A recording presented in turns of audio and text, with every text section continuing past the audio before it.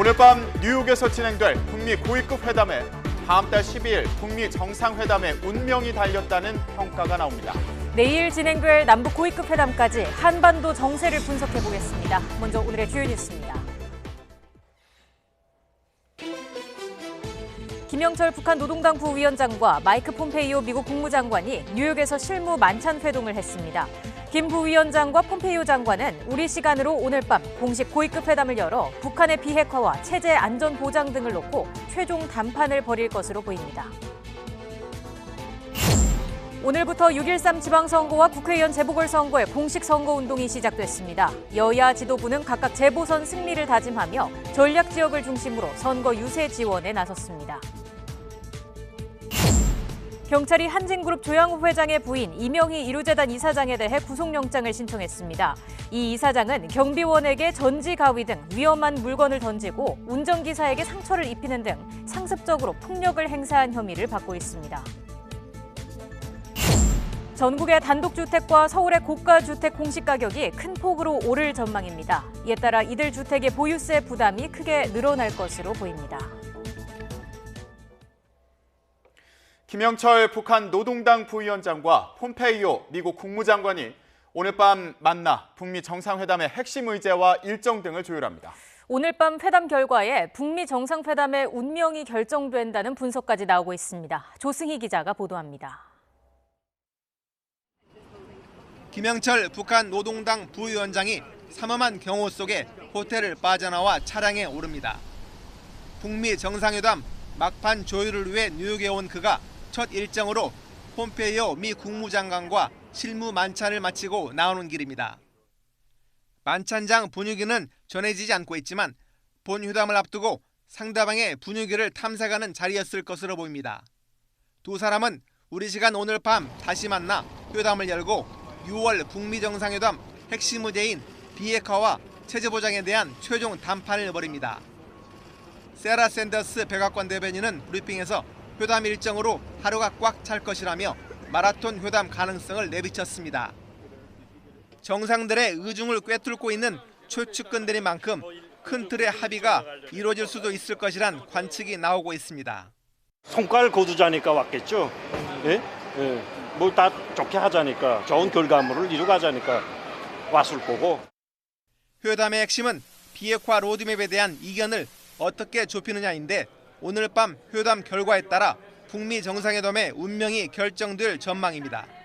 이른바 빅딜에 합의할 경우 트럼프 대통령과 김정은 위원장의 극적인 만남은 예정대로 이루어질 가능성이 큽니다. 일각에선 협상이 잘 진행될 경우 김 부위원장이 워싱턴으로 이동해 트럼프 대통령을 면담하고 김정은 위원장의 친서를 전달할 수도 있다는 관측도 나오고 있습니다. YTN 조승입니다.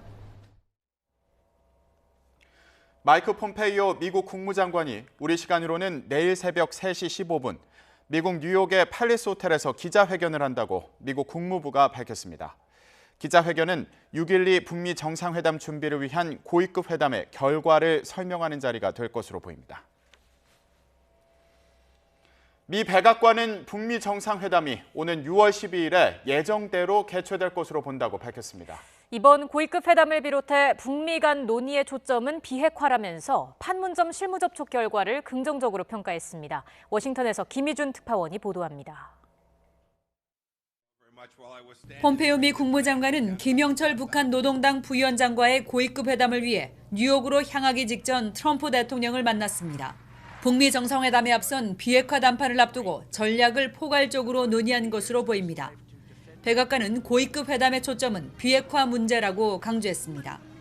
북미 간 비핵화 로드맵의 기초를 다진 판문점 회담 결과는 긍정적으로 평가했습니다.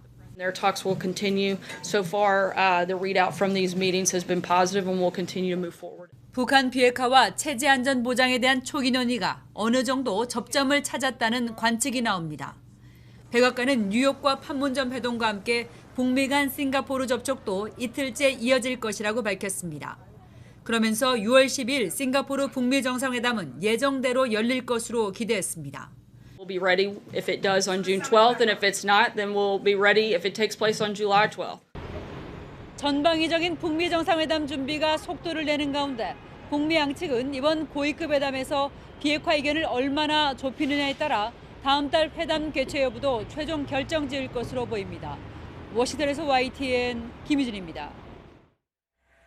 북한과 미국이 뉴욕에서 고위급 회담 일정에 들어간 가운데 성김 필리핀 주재 미국 대사가 이끄는 미국 측 실무협상 대표단이 한국 체류를 연장했다고 CNN이 보도했습니다. 미국 CNN 방송은 현지 시간 30일 미북 관계에 정통한 소식통을 인용해 미국 대표단이 한국에서 최소한 하루 더 체류를 연장한다고 보도했습니다. 김 대사가 이끄는 미국 대표단은 지난 27일부터 판문점에서 최선희 외무성 부상 등 북측 협상팀과 만나 6.12 북미 정상회담의 핵심 의제를 조율한 것으로 전해졌습니다. 잠시 뒤에는 오늘 밤에 열릴 북미 고위급 회담에서 어떤 의제를 조율할지 짚어보겠습니다. 다음 소식입니다. 오늘 새벽 0시부터 6.13 지방선거 공식 선거운동 기간이 시작됐습니다. 광역단체장과 기초단체장, 광역의원과 기초의원 등 4천여 명의 12곳의 국회의원 재보선도 걸려있는 만큼 각 당의 발걸음이 분주합니다. 국회 취재기자 연결합니다. 임성우 기자. 네, 국회입니다. 네, 각 당 지도부도 본격적으로 지원 유세를 시작했을 텐데 당별로 집중하는 지역이 있죠. 네, 그렇습니다. 먼저 여당을 좀 살펴보면 더불어민주당은 현재 지방선거 최대 승부처인 수도권에 첫 유세를 집중하고 있습니다. 민주당의 상임 선대위원장이기도 한 추미애 대표는 현재 경기도 수원을 방문해서 지원 유세를 벌이고 있습니다. 앞서 오늘 오전에는 류경기 서울 중랑구청장 후보 출정식에 참여했는데 3선에 도전하는 박원순 서울시장과 함께 참석하기도 했습니다. 추 대표는 평화와 번영의 길을 가고 있는 문재인 정부의 성공을 위해 민주당 소속 후보에게 압도적으로 표를 몰아달라고 호소했습니다. 직접 들어보겠습니다. 지난 9년간 격초의 적폐를 쌓아놓은 자유한국당이 이렇게 일 잘하는 문재인 정부를 발목을 꺾어놓겠다고 합니다. 지방선거에 압도적으로 승리하는 것만이 문재인 정부를 더욱 일잘하게 만드는 것입니다, 여러분. 민주당 지도부는 수도권에서 우위를 차지하고 있다는 여론조사 결과가 있는 만큼 철저한 지원 유세로 초반에 승기를 잡겠다는 생각입니다. 이에 질세라 자유한국당 홍준표 대표는 오늘 오전에 대국민 기자회견으로 첫 유세 일정을 시작했습니다. 기자회견에서 홍 대표는 국민 소득은 줄고 경제 성장 엔진이 꺼졌는데도 문재인 정부가 거짓된 지지율에 취해 폭주하고 있다고 주장했습니다. 이 정권은 자신들의 삶을 챙기는 데만 그 어느 정권보다 탁월한 재주를 보이고 있습니다. 아무리 비리가 많고 나쁜 짓을 많이 했어도 정권과 코드만 맞으면 장차관에 임명을 했습니다. 홍 대표는 그러면서 한국당이 개혁과 혁신을 통해 환골 탈퇴했다며 문재인 정부 견제를 위해서 한국당에 힘을 달라고 호소했습니다. 기자회견을 마친 뒤 홍 대표는 김문수 서울시장 후보 출정식에 참석한 뒤 곧장 1박 2일 동안의 경부선 유세에 돌입했습니다. 오후에 충남 천안을 거쳐서 지금은 부산에서 지원 유세를 펼치고 있는데요. 충남에서는 민주당 소속이었던 안희정 전 충남지사의 스캔들로 어수선해진 민심을 파고들고 부산에서는 전통 지지층의 표심을 확고히 한다는 방침입니다. 네, 다른 야당들의 유세 일정은 어떻게 되나요? 네, 먼저 바른미래당 지도부는 영남과 호남을 동시에 노리는 이른바 쌍끌이 방식으로 유세를 하고 있습니다. 유승민 공동대표가 대구와 포항에서 지원 유세를 벌이고 호남계인 박주선 공동대표가 광주와 전남에서 지원 유세를 벌이는 방식입니다. 민주평화당도 호남에 온 힘을 쏟고 있습니다. 현역 의원들과 지역위원장으로 이른바 민생평화유세단을 꾸려서 오늘 오후 광주와 전북 전주, 전남 목포 등지를 누비고 있습니다. 정의당도 오늘 오전에 중앙선대위를 출범시키고 이정미 심상정 공동선대위원장이 인천과 경기를, 노회찬 공동선대위원장이 경남 창원과 부산을 맡아 지원 유세를 벌이고 있습니다. 네, 이번 지방선거에서는 12곳의 국회의원 재보선도 치러집니다. 결과에 따라서 원내 일당이 새롭게 결정될 수도 있는 만큼 신경전이 치열할 텐데요. 네, 그렇습니다. 말씀하신 대로 수도권과 충청, 또 영남과 호남 등 모두 12개 지역에서 의원 재보선이 치러집니다. 현재 여당인 민주당이 원내 118석, 한국당이 113석으로 의석 차이는 5석에 불과합니다. 각종 여론조사에서 우위를 보이는 민주당은 수도권과 호남, 충청 일부에서 안정권이라고 보고 9석 이상을 확보할 것으로 내다보고 있습니다. 한국당은 한국당대로 소속 의원이 있던 충북 제천과 단양, 또 경북 김천 등 최소 4곳에서 당선이 될 수 있다고 보고 있습니다. 20대 국회 하반기 국회의장과 주요 상임위원장이 원내 일당의 몫이 되는 만큼 이번 재보선에도 두 당이 사활을 걸고 있습니다. 지금까지 국회에서 YTN 임성호입니다. 문재인 대통령은 저임금 근로자의 일자리나 소득이 주는 등 최저임금 인상에 부작용이 발생한다면 보완 대책을 강구하라고 지시했습니다. 문 대통령은 오늘 오후 청와대 본관에서 2018 국가재정 전략회의를 주재한 자리에서 이같이 말했는데요. 문 대통령의 모두 발언 직접 들어보시겠습니다. 올해 최저임금 인상이 미친 영향에 대해서도 더 시간을 가지고 심도 있게 검토해 볼 필요가 있습니다. 다만 분명한 것은 고용 근로자들의 근로소득은 전반적으로 증가했고 그 가운데 저임금 근로자의 소득이 더 높게 증가하여 개인 근로소득의 불평등이 개선된 반면 고용에서 밀려나 있는 근로빈곤층의 소득이 하락했다는 사실입니다. 그 결과 근로자 가구는 모든 분야에서 소득이 증가했으나 근로자 외 가구의 소득 감소가 가구 소득 격차 확대의 주요 원인이 된 것으로 분석됩니다. 고용 근로자들의 근로소득 증가와 격차 완화, 그리고 중산층 가구의 소득 증가는 분명히 올해 최저임금 인상의 긍정적 효과입니다. 이는 올해 최저임금 인상을 결정할 때 우리가 기대했던 효과가 나타나고 있는 것이라고 할 수 있습니다. 그러나 한편으로 그로 인해 저임금 근로자의 고용이 줄거나 근로시간이 줄어들어 소득을 감소시켰을 가능성이 있다면 그것은 최저임금 인상의 부작용일 수 있으므로 정부는 그에 대한 보완 대책을 강구하지 않으면 안 될 것입니다. 이 부분에 대한 철저한 점검과 함께 소득 하위 계층, 특히 고령층의 소득 감소에 대한 대책을 더 강화해 주시길 특별히 당부드립니다. 직원들을 상습 폭행한 혐의를 받는 한진그룹 조양호 회장의 부인 이명희 씨 측이 피해자들을 회유해 합의하려 한 정황이 드러났습니다. 이런 움직임을 포착한 경찰은 이명희 씨에게 7개 혐의를 적용해 서둘러 구속영장을 신청했습니다. 취재기자 연결합니다. 최기성 기자. 네, 사회부입니다. 네, 어젯밤 늦게 조사가 끝났는데 경찰이 생각보다 서둘러서 영장을 신청했네요. 네, 경찰은 오늘 낮 전격적으로 이명희 씨에 대해 구속영장을 신청했습니다. 특수상해와 상해, 특수폭행과 상습폭행, 업무방해, 모욕 등 적용된 혐의만 무려 7개입니다. 이 씨는 지난 2011년 8월부터 지난 3월까지 서울 평창동 자택 등에서 직원 11명에게 24차례 폭행을 가한 혐의를 받고 있습니다. 어제 이명희 씨가 두 번째 경찰 조사를 받았죠. 끝난 시간이 밤 9시가 넘습니다. 경찰은 하루 이틀 정도 숨고르기를 하면서 혐의 내용을 정리하고 영장 신청 여부를 검토할 방침이었는데 오늘 낮 기류가 급변했습니다. 이명희 측에서 피해자들과 접촉하며 회유하려 한 정황이 포착됐기 때문입니다. 앞서 이 씨의 딸인 조현민 전 대한항공 전무의 경우도 폭행 피해자와 합의해 처벌 불원서를 제출하면서 경찰의 영장 신청이 검찰 단계에서 기각된 적이 있습니다. 같은 상황이 반복되는 걸 피하기 위해 경찰은 속전속결을 선택했습니다. 이명희 씨가 두 차례 소환 조사에서 계속 혐의를 부인하고 있는 데다 피해자 접촉 정황까지 확인된 만큼 서둘러 구속영장을 신청한 것으로 보입니다. 네, 경찰이 오늘 밝힌 구체적인 혐의도 설명을 해주시죠. 네, 경찰은 이 씨가 우월적 지위를 이용해서 죄의식 없이 상습폭행을 저질렀다고 설명했습니다. 언론에 공개된 영상에서처럼 이 씨는 인천의 호텔 공사 현장에서 직원을 때리고 공사 자재를 발로 찬 혐의를 받고 있습니다. 또 경비원에게 위험한 가위를 던지거나 차량에 물건을 싣지 않았다는 이유로 운전기사 다리를 발로 차 전치 2주의 상해를 입히기도 했는데요. 이런 식으로 확인된 것만 24건에 달합니다. 경찰은 피해자 11명을 모두 만나 이 씨의 행위와 시기, 장소 등에 대해 조사했다고 밝혔습니다. 경찰은 영장을 신청하면서 이례적으로 이 씨가 죄의식 없이 사회적 약자인 피해자들을 상습 폭행했다고 명시했습니다.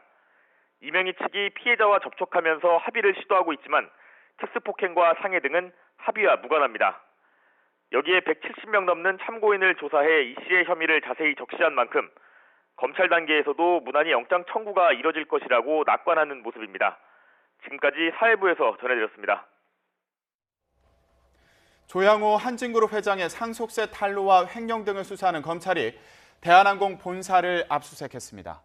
앞서 검찰은 조 회장 형제가 수백억 원대 상속세를 내지 않았다는 국세청에 고발을 접수해 수사를 진행하고 있습니다. 검찰은 또 조 회장 일가가 계열사나 자신들이 운영하는 면세품 중개업체를 통해 회사 돈을 횡령하고 회사에 손해를 끼친 혐의도 포착해 수사하고 있습니다. 은행 채용비리 의혹 사건을 수사하고 있는 검찰이 어제 함영주 KB 하나은행장에 대해 구속영장을 청구했습니다. 검찰은 최흥식 전 금융감독원장과 김정태 하나금융지주 회장도 소환 조사하는 등 채용 비리 수사가 윗선으로 향하고 있습니다. 보도에 최두희 기자입니다. 검찰이 함영주 KB 하나은행장에게 적용한 혐의는 업무방해와 남녀고용평등법 위반입니다. 함 행장은 은행 사회이사나 계열사 사장 등의 청탁을 받고 신입사원 채용 과정에서 특혜를 준 혐의를 받고 있습니다. 또 남녀 채용 비율을 미리 정해놓고 신입사원을 선발한 혐의도 받고 있습니다. 은행 채용 비리 수사는 함 행장에 그치지 않고 더 윗선으로 확대되고 있습니다.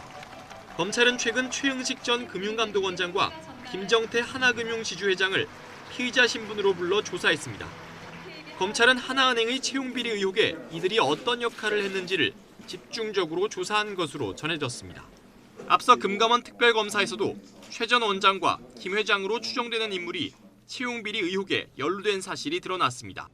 최 전 원장은 하나금융 부사장 시절 추천한 지원자의 점수가 기준에 못 미쳤는데도 합격했다는 의혹을 받고 있습니다. 김 회장은 추천자 명단이 담긴 VIP 리스트에 회라는 표현이 등장하는데 이게 김 회장으로 추정된다고 금감원은 밝혔습니다. 추천 내용에 최흥식 부사장 추천으로 표기된 지원자가 있었습니다. 확인하겠습니다. 서류 전형 점수가 418점으로 합격 기준 419점에 1점 미달하였으나 서류 전형을 통과하여 이후에 최종 합격되었습니다. 함 행장의 구속 여부를 결정짓는 구속 전 피의자 신문은 내일 오후 열립니다.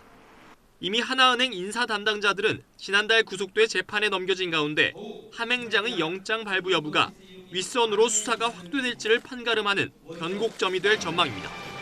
YTN 최두입니다. 네, 조금 전에 들어온 속보 한 가지 전해드리겠습니다. 앞서 양승태 전 대법원장 당시에 법원 행정처가 상고 법원 도입을 위해서 이른바 재판 거래를 했다는 의혹과 관련해서 후폭풍이 거세게 일고 있습니다. 앞서 대법원 특별조사단은 양승태 대법원장 시절 법원 행정처가 상고 법원을 도입하기 위해서 박근혜 정부 청와대와 재판 거래를 시도하려 한 문건을 확보를 했습니다.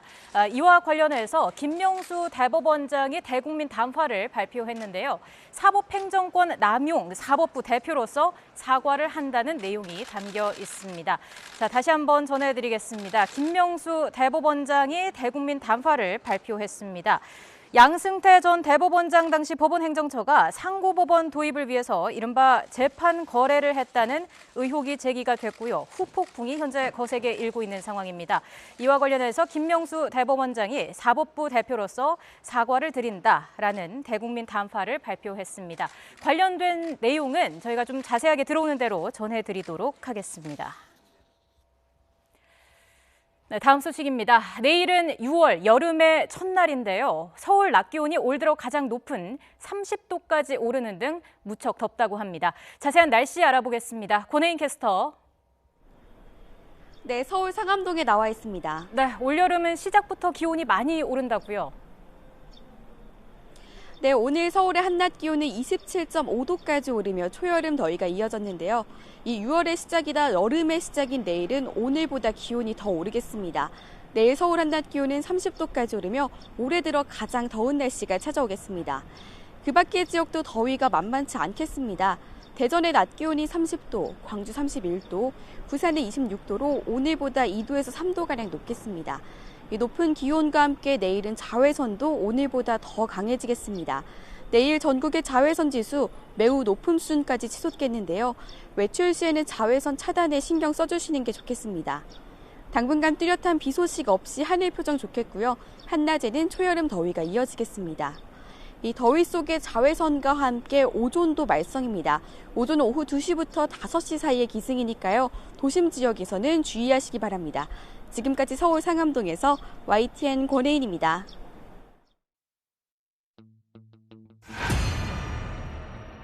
폼페이오 미국 국무장관, 김영철 노동당 부위원장이 우리 시간으로 오늘 밤에 만나 본격적인 회담을 갖습니다. 조한범 통일연구원 선임연구위원, 차두현 아산정책연구원 개관연구위원과 전망해 보겠습니다. 두 분 안녕하십니까? 네, 안녕하십니까? 네, 폼페이오 장관 그리고 김영철 부위원장이 앞서 만찬을 가졌습니다. 폼페이오 장관이 트위터에 사진을 공개했는데 분위기가 꽤 좋아 보인다 이런 생각을 하기도 했습니다. 어떻게 보셨습니까? 예, 폼페이오 장관도 이제 트럼프 대통령 따라하는 것 같습니다. 이 트위터를 활용하는. 지금 전반적인 느낌이 그 트럼프식 리얼리티 쇼에 지금 한국, 미국, 북한 전 세계의 그 시청자 관계자들이 지금 빨려 들어가는 느낌인데요. 지금 큰 그림을 보면 지금 6월 12일 날 싱가포르 회담은 이미 확정이 돼 있죠. 물론 트럼프 대통령이 한번 뒤집었지만. 예.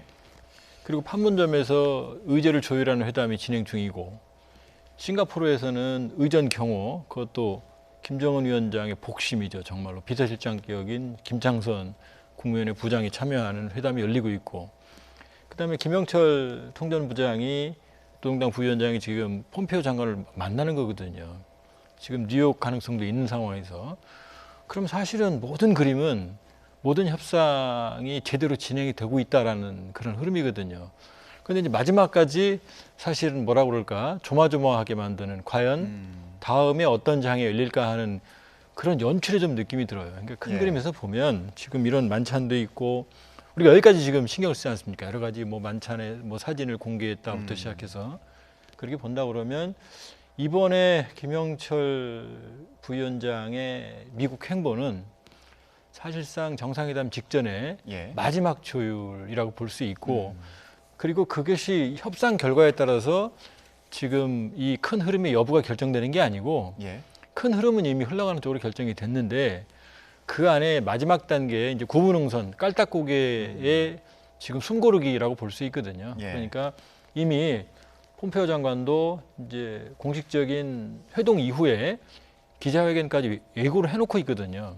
그러면 성과가 없으면 기자회견 할 일 없거든요. 사실은 뭐 한다 그래도 뭐 저렇게 예고까지 할 필요는 없거든요. 그렇기 때문에 당연히 지금 큰 흐름은 또 미국의 행보나 또 제가 뭐 화면에서 놓쳤습니다마는 북한의 외교관이 잘하려고 온 거 아니냐 이런 발언이 나왔던 걸로 지금 기억이 되는데 따라서 순조로운 어떤 흐름을 봐야 될 것 같습니다. 예, 깔딱고개는 넘었다고 보시는 건가요? 예, 저는 뭐 거의 이제 정상 앞에 계단 몇 계단 앞이라고 봅니다. 예, 그러면 위원님께서도 비슷한 생각을 하실 수도 있을 것 같은데 만약에 막판 조율을 하고 있다 그러면 뭐 조율해야 되는 의제는 뭐가 있을까요? 조금 미묘하게 틀려요. 지금 어떤 모습이냐 하면 이거 자체가 같은 결과가 나와도요.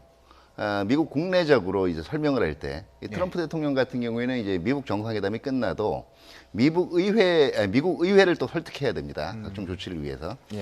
결국은 이 조치들이 나름대로 트럼프 대통령이 굉장히 애를 써서 만들어낸 그 결과물이다. 당장 성에 안 찰 수는 있겠지만 지금까지 이 정도 만들어낸 사람이 있으면 나와봐라. 이걸 강조하기 위해서는 그동안 회담이 여러 번의 난항을 거쳤다라는 얘기도 해야 되고요. 그러니까 어떤 얘기냐면 미리 아마 북한이 이 정도까지가 내놓을 수 있는 선 같다. 지금 생각을 하고 있는 것 같고요. 그런 선에서 결국 이게 얼마나 힘들게 나왔는지 아느냐. 이걸 국내적으로 부각시키려고 하는 의미도 분명히 있다라고 볼 수가 있고요. 지금 이제 그 김영철 그 부위원장을 불러들인 건 추가적으로 혹시 확보할 수 있는 성과가 있는지. 그다음에 두 번째 의미는 이거 자체가 결국은 트럼프식의 협상술이 통했다. 결국은 이제 뭐 회담 안 할 수도 있다 이랬더니 결국 그 북한에서 그 넘버 2 그룹의 일원까지 그 뉴욕을 방문하는 모양새를 취했단 말이에요. 그동안 이제 주로 보면 폼페이오 장관 왔다 갔다 했지만 그 김정은 위원장의 그 최고의사라는 거 주로 이제 직접적으로 전해드린 게 우리 정부를 통해서거든요. 이번에 한번 김영철을 불러서 한번 다시 확인을 하게 되면 트럼프 대통령 입장에서는 완벽하게 저쪽 의중은 파악을 했다라고 볼 수가 있겠죠. 예. 그런 면에서 제가 보길 때 트럼프 대통령이 그 미국 정상회담에 그 이제 10일 예정된 거 이거 번복할 가능성은 이제는 없어요. 왜냐하면 스스로의 입으로 어쩌면 미국 정상회담이 또 조금 더 연기돼서지도 모른다 그런 뉴욕타임즈를 향해서 failing and corrupt 뉴욕타임즈라고 했어요. 망해가고 부패한 뉴욕타임즈는 틀렸다 이번에. 예. 자기 입으로 그래놓고 또 뒤집을 수 없거든요. 그렇기 때문에 지금 웬만큼의 그 이 최소한 이게 성과다 그럴 만한 결과는 지금 웬만큼 타결이 된 걸로 보여요. 다만 거기서 추가적으로 사실 누가 봐도 이거는 완벽한 성공이다. 완벽히 만족스러운 합의다. 이거를 지금 조금 더 얻어내기 위해서 노력을 하고 있는 거고요. 예. 또 하나 우리가 지금 짚어야 될 것은 실질적으로 지금 판문점 그에서 그 이루어지고 있던 그 협의들 자체도 지금 연장이 되는 또 규미거든요. 그렇게 보면 그 틀을 다 보고 받고 지금 일단은 임하고 있다라는 면에서는 결국은 이게 어느 정도 그 기본적인 기대치하고 또 그 앞으로 더 이뤄내낼 목표치하고 조금 더 지금 올리기 위해서 노력하는 단계라고 볼 수가 있겠죠. 예. 일부에서는 김영철 부위원장이 김정은 위원장의 친서를 갖고 온 거 아니냐 이런 전망도 하고 있는데 만약에 친서를 갖고 왔다면 어떤 내용이 담겨 있을까요? 가능성 충분히 있죠. 뭐 친서 내용을 보면 언제까지 비핵화하겠다 이런 얘기는 안 했죠. 분명히 얘기한 건 이걸 겁니다. 내가 확실하게 그러면 비핵화할 테니까. 예. 그 대신 그쪽도 체제 완전 보장 확실히 했으면 좋겠다. 이번에야말로 뭐 그동안 미국이 여러 번 그 이 의혹의 눈초리를 보는 게 북한의 비핵화 진정성 아니겠습니까? 예. 이거에 대해서 결국은 이번에는 아마 친서에 이 말 나왔을 거예요. 우리 핵무력 그쪽의 안전 보장 조치에 따라서는 사실 비핵화란 말보다 미국이 더 듣고 싶었던 건 2005년에 9.19 합의에 나왔던 어벤던먼트, 핵무력하고 핵능력 포기한다. 이런 표현도 나오지 않았을까 생각이 되고 저는 충분히 친서 유대 가능성이 있다라고 봅니다. 다만 이 친서를 김영철이 직접 전해주느냐 아니면 폼페이오 장관을 통해서 전달되느냐 하는 형태는 미국 이제 그 뉴욕 담판에서 최종적으로 미국이 얼마만큼 더 바라는 결과를 얻어내는지에 따라서 달라질 것 같아요. 예, 위원님께서도 간단하게 말씀을 해주셨는데 사실 폼페이오 장관이 그 비핵화와 더불어서 북한의 체제를 보장하는 방안을 국회 비준을 받는 절차를 거치겠다 이렇게 말하지 않았습니까? 그러다 보니까 지금 이런 하나하나의 과정들이 또 중요해 보이는 그런 측면도 있어 보입니다. 제가 보기에는 지금 국면은 그 북한이 끌려가는 국면이에요. 그러니까는 뭐 정당한 협상이 아니고 트럼프식 강요 전략이 지금 먹히고 있다고 보거든요. 그건 뭐냐면 일단 폼페이오 장관이 2번을 방북을 했고 그 와중에 상당히 긍정적인 기류가 형성이 됐고 6월 12일 날 싱가포르 회담 날짜까지 정해졌단 말이죠. 그런데 갑자기 북한의 태도가 5월 16일 날 새벽부터 남북고위급 회담을 연기하면서부터 변했고 일련의 김계관, 최선희 부상의 대미 비난 메시지 이후에 트럼프 대통령이 판을 깨겠다고 그랬거든요. 그랬더니 바로 다시 김계관 부상이 거의 사과문에 가까운 해명서를 내고 그 이야기는 뭐냐면 결국 트럼프식 모델을 받아들이려는 가장 극약 처방을 한 거고 그것을 받아들인 거죠, 김정은 위원장이. 그러니까 코너에 몰리고 급해진 상황에서 문재인 대통령을 만나자고 한 거죠. 여러 가지 협상 또 미국의 진위를 전달하기 위해서. 따라서 이 상황에서 김영철 이 통전부장 부위원장이 미국을 간다고 하는 것은 처음은 워싱턴이 목표였을 거예요. 친서를 가지고 휴대하고 트럼프 대통령으로부터 직접적으로 완벽한 보장을 받으려는 얘기를 시도를 했는데 트럼프 대통령이 여기서 사실은 덫을 하나 더 놓은 거죠. 지금 폼페이오를 먼저 만나고 내가 만족할 만한 친서의 내용인지 아닌지 확인이 되면 그러면 이제 내가 만나주겠다. 전 그렇게 추산을 합니다. 그러니까 지금 그림은 지금 트럼프 대통령은 얻을 걸 거의 대부분 소위 말하는 프론트 로딩이죠. 비핵화에 대한 완전한 합의는 이미 폼페이오 장관 2번의 방북으로 끝났고 다만 이행하는 절차인데 무게 중심을 앞에 놓느냐 뒤에 놓느냐는 건데 김정은 위원장은 아무래도 뒤에 놓고 싶었죠. 마지막에 핵심을 내놓고 싶었고 트럼프 대통령이 앞에 놓으라는 거였죠. 그게 바로 이제 ICBM 지금 언론에 나오는 핵탄두 핵물질 이걸 이제 전부는 아니더라도 당장 협상 초기에 실어나를 모습을 보이라는 거였던 건데 그걸 가지고 이제 꼬였다가 결국은 관철이 된 것 같아요. 그렇기 때문에 이 상황에서 결국 그걸 받아들였기 때문에 김정은 위원장 입장에서는 트럼프 대통령 수준에서 최고위급의 확답을 받고 싶었던 거죠. 그래서 방미를 결정을 했고 처음에 워싱턴 티켓을 끊었는데 여기서 이제 트럼프식 트랩이 제가 보기엔 작용을 한 거죠. 다시 한번 절차를 하나 더 넣는 거죠. 그래서 지금 가장 중요한 관전 포인트는 저 뉴욕에서 회담이 끝나느냐 아니면 지금 우리 차 박사님 말씀대로 김영철 부위원장이 이걸 친서를 가지고 트럼프 대통령을 만나느냐죠. 그러니까 트럼프 대통령을 만난다고 그러면은 사실 모든 게 클리어해지는 거고 그렇지 않다고 그러면은 6월 12일까지 트럼프 대통령의 압박은 계속 지속이 되겠죠. 예. 지금 위원님께서 핵무기와 관련해서 이제 북한 밖으로 반출하는 문제와 관련해서 어느 정도 협의가 된 거 아니냐 이렇게 설명해 주셨는데 위원님 어떻게 보십니까? 네, 그러니까 지금 여러 핵무기라고 하는 게 지금 여러 가지예요. 그러니까 세 가지 정도예요. 첫 번째 관심이 되는 게 ICBM을 비롯한 이제 운송 체계죠. 그 이 화성 14호, 15호가 되겠습니다. 북한 스스로 대륙간 탄도탄이라고 하는 미사일이 있고요. 두 번째가 핵탄두가 있죠. 이 두 개는 결합되면 곧바로 이제 상대방을 타격할 수 있는 거예요. 세 번째가 핵탄두를 만들 수 있는 핵물질이 되겠죠. 미국이 여기서 우선순위를 두게 되면 상징적인 의미에서는요. 사실 핵탄두만 빼내면 탄도미사일 아무리 가지고 있어도 소용이 없어요. 그리고 핵탄두는 6차례 핵실험을 통해서 완성했다라는 거는 부인할 수가 없어요. 두 번째는 이제 이 핵물질이에요. 어쨌든 그만큼 상대방이 핵탄두를 늘릴 수 있는 게 줄어드니까요. 세 번째가 탄도미사일이에요. 탄도미사일은 어떤 의미가 있냐면 지금 ICBM 내놓겠다고 해서 가져가잖아요. 핵탄두는 완전한 성공이라는 게 입증이 됐지만 ICBM은 사실은 2, 3% 부족한 단계에서 멈춘 거예요. 북한 입장에서는 아직은 완전한 완성으로 가지 못했던 걸 내주는 게 훨씬 더 레버리지가 커지는 거거든요. 그리고 핵탄두를 놔둔 상태에서 ICBM만 이전을 하잖아요. 그러면 북한 같은 경우에 여전히 중거리 미사일을 가지고 괌이나 이런 쪽에 이제 이 겨냥이 가능한 거예요. 그런 면에서 북한의 순서가 ICBM, 핵물질, 핵탄두가 될 거고 트럼프 대통령은 핵탄두, 핵물질, ICBM 아니면 핵탄두, ICBM, 핵물질 이 순서로 접근할 수가 있는데 과연 이게 지금 조한범 박사님하고 저도 전반적으로 같은 기류지만 이 순서에서 트럼프 대통령이 만족하는 순서가 나올 수 있느냐 없느냐 조합이 이게 관건이고 그렇기 때문에 내일 우리 시간으로 새벽이죠. 폼페이오 장관이 기자회견을 하겠다라고 한 것도 이것도 또 하나의 압박인 것 같아요. 김영철에 대해서는 자 여기서 기분 좋게 기자회견 하고 워싱턴 갈 수 있게 빨리 내놔. 지금 이런 메시지도 있다고 봐야 돼요. 협상이 만약에 잘 안 되면 뭐 기자회견을 취소한다거나 이럴 가능성도 있다고 보시면 충분히 그럴 수 있어요. 알겠습니다. 그럼 과연 이 순서가 어떻게 협의가 되는지 중요하게 지켜봐야겠습니다. 그렇다면 과거 상황과는 어떤 모습이 다른지도 좀 짚어보겠습니다. 이전에 2000년도에 조명록 부위원장도 미국을 방문하지 않았습니까? 그 당시와 지금은 상황이 어떻게 다른 건가요? 근본적으로 다르죠. 왜냐하면 첫 번째는 뭐냐면 북한이 첫 번째 핵실험을 한 게 2006년이거든요. 그럼 2000년이면 핵개발의 초기 단계예요. 그러니까 핵탄두 능력도 없고 핵실험 능력도 없고 그러니까 추정컨대 ICBM, IRBM도 그때 시험 발사를 전혀 하질 않았어요. 그러니까 중장거리 탄도미사일 시험 발사를 처음으로 시도한 건 그것은 김정은 위원장 시대입니다.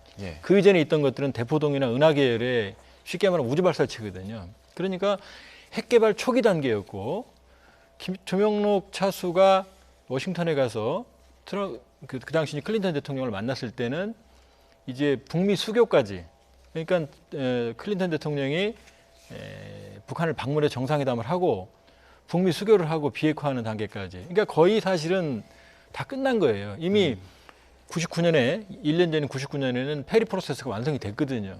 그러니까 저 단계에서 북한의 입장에서는 사실은 다 끝났다고 본 거죠.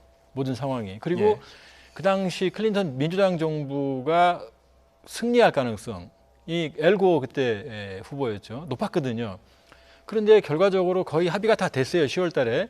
근데 바로 다음 달에 한 달 뒤에 열린 그 선거에서 이제 조지 W. 부시 대통령이 되면서 모든 상황이 꼬여버렸죠. 그런데 지금은 뭐냐면은 지금 북한 핵개발이 완성이 됐습니다. 완성이 됐고 그리고 지금 여러 차례 극단적인 어떤 임계점들이 많이 넘었기 때문에 그때하고는 상황이 거의 그 양상은 매우 달라요. 그러나 중요한 그런 어떤 뭐라고 그럴까 이 관전 포인트가 있다고 그러면은 똑같은 동일한 점은 거의 수교 직전. 그러니까 이번에도 되면은 불가침 조약 그 다음에 수교까지 가거든요.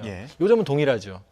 그리고 그러나 그때는 사실은 2000년의 경우에는 북미가 동등한 상황에서 오히려 미국이 좀 다급한 상황에서 이 북미 관계 정상화를 한다고 그러면은 지금 제가 보기에는 북한이 더 시간이 없는 다급한 상황이죠. 예. 과거와 현재 상황의 다른 점에 대해서 짚어봤는데 그렇다면 6월 달에 이제 북미 정상회담이 계획대로 열린다면 김정은 위원장과 트럼프 대통령이 어떤 모습으로 만나게 될까 이 부분도 짚어보겠습니다. 일단 싱가포르에서 지금 또 다른 협상이 진행되고 있지 않습니까? 여기에서 그렇죠. 가장 중요하게 보는 부분은 아무래도 김정은 위원장의 안전 문제가 아닐까 싶은데 경호죠. 그러니까 어떻게 이제 보십니까?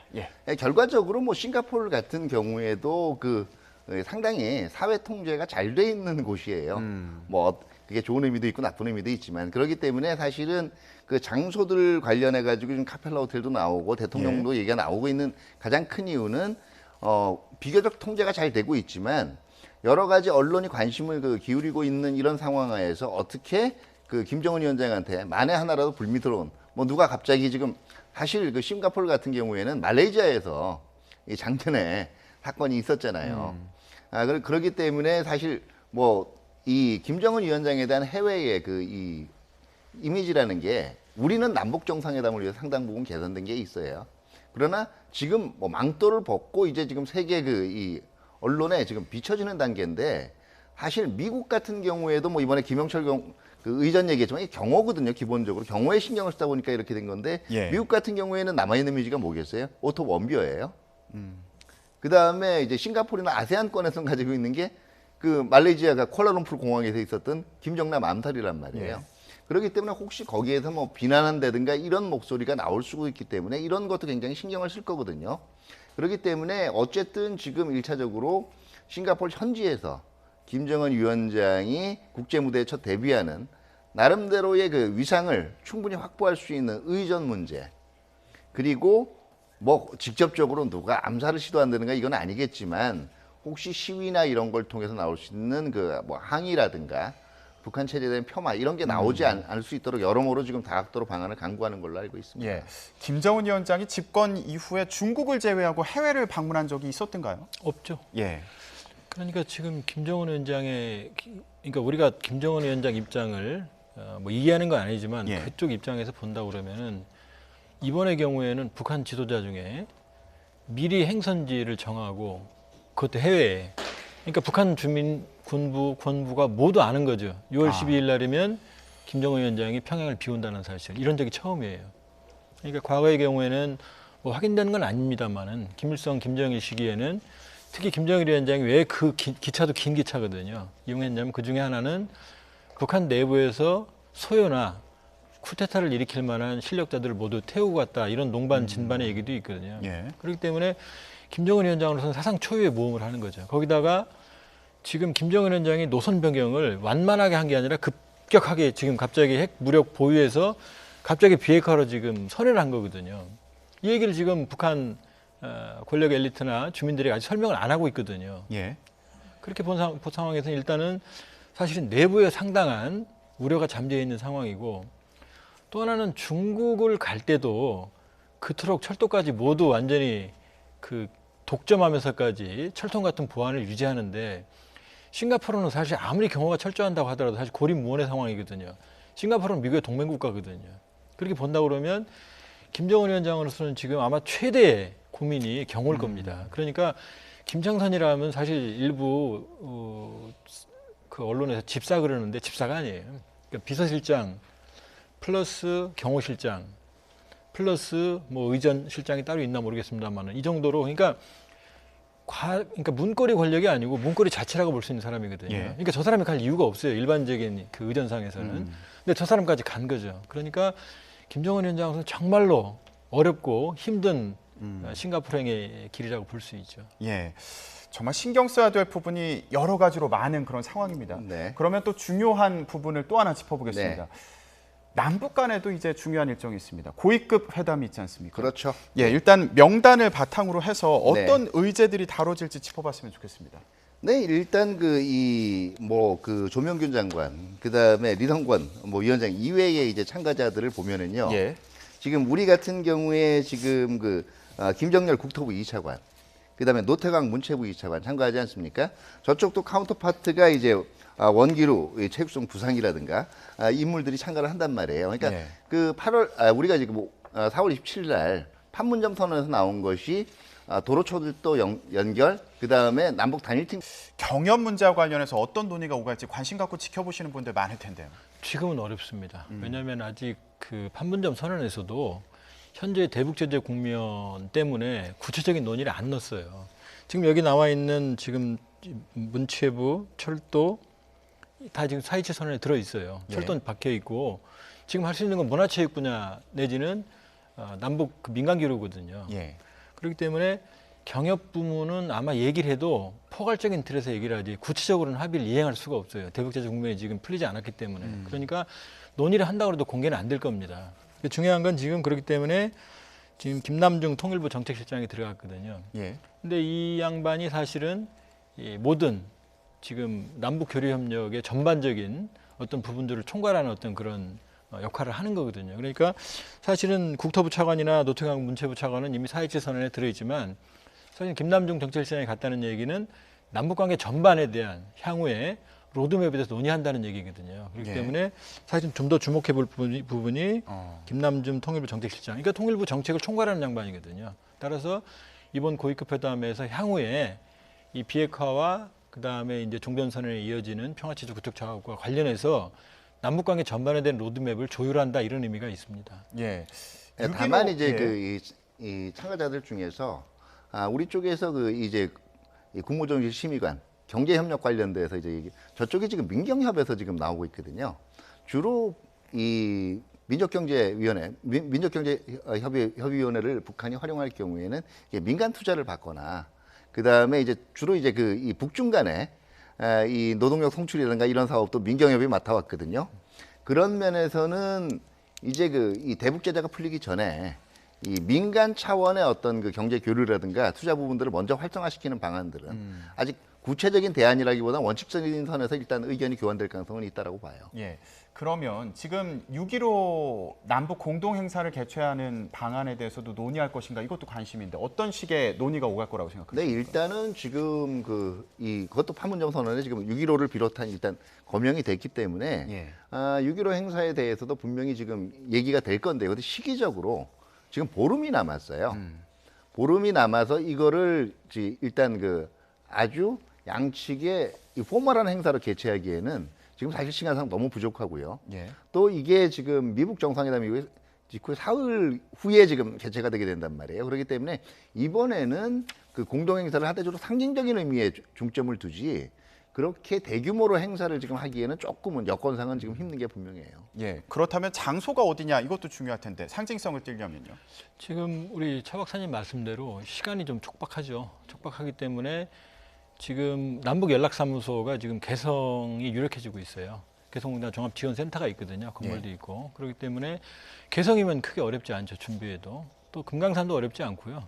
경우에 따라서 평양도 가능하지만 여러 가지 뭐 대북 제재 국면, 그다음에 항공편 이런 걸 본다 그러면 금강산 내지는 평양 정도에서 어느 정도 규모의 행사를 할 개연성도 있어요. 왜냐하면 지금 여러 가지 시간적으로 촉박하지만 지금 정부 입장이나 또 북한도 이 남북관계 회복에 대한 의지는 강력하거든요. 그렇기 때문에 규모는 크지 않더라도 어느 정도 상징성이 있는 행사를 추진해서 8.15까지 연결하는 어떤 그런 그림을 그리려고는 할 수는 있을 겁니다. 지금 남북 간에도 이렇게 논의해야 될 사안들이 많은데 요 며칠 사이 북한의 그 반응을 보면은 탈북 여종업원 문제를 또 거론하기도 했습니다. 이 부분은 어떻게 봐야 될까요? 네, 결국은 이 북한 입장에서는요. 북한도 처음에 자기네들이 얘기했던 거 이후에 슬슬 그동안 자제해왔던 의제 부분을 끄집어내는 거예요. 그 두 가지가 이제 탈북 여종업원 문제하고 한미연합훈련 문제거든요. 이 문제 틀림없이 고위급 회담에서 다시 제기할 가능성이 있어요.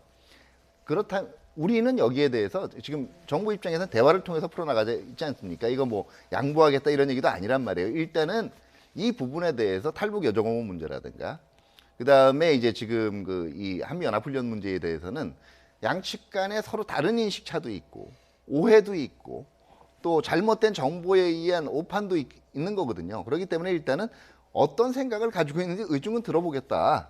예. 이 자세로 나가는 게 중요할 거예요. 미리 이거 북한이 싫어할 거기 때문에 이거는 조금 미리 양보할 자세라고 이럴 필요는 없다라는 얘기예요. 제가 거기다 한 말씀 더 드리면 벌써 지금 나오는 게 이런 거거든요.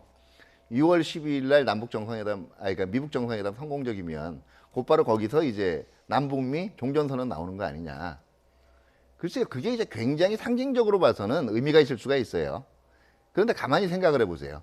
그 종전선언이라는 것 자체가 미국 입장에서는 굉장히 지금 북한이 만약에 실질적으로 핵탄두를 실어내고 이러면은 거기에 대해서 줄 수 있는 1차적인 상징적인 조치로 생각을 하고 있는데 우리는 그게 빨리 이루어지면 좋은 거라고 생각하죠. 근데 사실은 6월 12일 날 정상회담 합의가 끝나고 나도 북한의 실질적인 그 비핵화 조치 자체는 모라토리움 외에는 이루어진 게 없거든요. 우리는 무조건 지금 분위기에서 빠른 게 좋다라고 생각을 하는데 빨리 진행되면 좋아요. 근데 그 진행되는 것이 딱 그 값을 치러야 될 시기에 치르는 것이 효율적인 거예요. 예. 그러면 이 북한에서 주장하고 있는 부분에 대해서 좀 더 얘기를 해보겠습니다. 북한에서 일단 한미연합훈련 문제를 제기했었고 이어서 탈북 여종업원 문제를 제기했습니다. 이게 사안에 따라서 사실 대응하는 방식이 달라질 텐데 특히 탈북 여종업원 문제는 남북 간에 계속 평행선을 달리는 게 아닌가 이런 생각이 들기도 하거든요. 한미연합훈련은 이제 명시적으로 우리가 북한의 입장을 수용은 안 하죠. 그러나 북한이 체감할 수 있는 정도로 규모나 성격은 조정이 될 겁니다. 왜냐하면 북한의 공세가 낮아지는 상황에서 연례적인 훈련이라도 원래 맞대응한 명분이 있거든요. 그러나 여종업원 문제는 그건 풀 수 없는 문제입니다. 그렇기 때문에 북한도 이걸 아마 풀려고 했던 것 같지는 않고요. 만일에 그 여종업원 문제를 지금 제기한 상태에서 다시 고위급 회담을 받아들였거든요. 그렇기 때문에 추후에 여러 가지 연동해서 협상의 레버리지로 활용하려는 생각이 있는 거지 그 문제를 가지고 남북관계를 꼬이게 하거나 그 문제를 근본적으로 풀겠다는 그런 어떤 생각이 있는 것 같지는 않아요. 예, 알겠습니다. 오늘 밤 예정되어 있는 북미 고위급 회담 그리고 내일 예정되어 있는 남북 고위급 회담 계속 관심 갖고 지켜보겠습니다. 오늘 말씀 여기까지 듣겠습니다. 두 분 고맙습니다. 네, 감사합니다.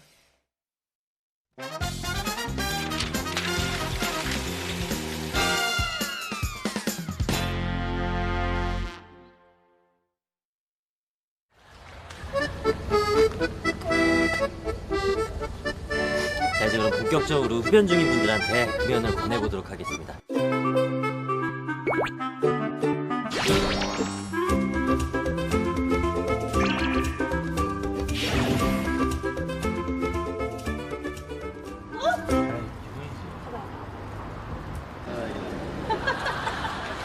현재 씨, 저기에도 담배 피는 학생들이 있는데요.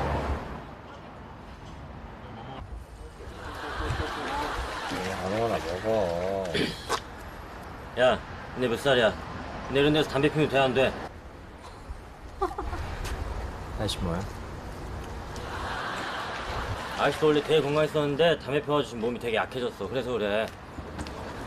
아저씨 뭐예요? 이거 봐, 나 담배 안 폈으면 이런 거 안 잡혔어. 그래서 그래. 나 담배 안 폈으면 안 흔들렸어. 그래서 그래. 어우, 진짜. 아우, 그냥.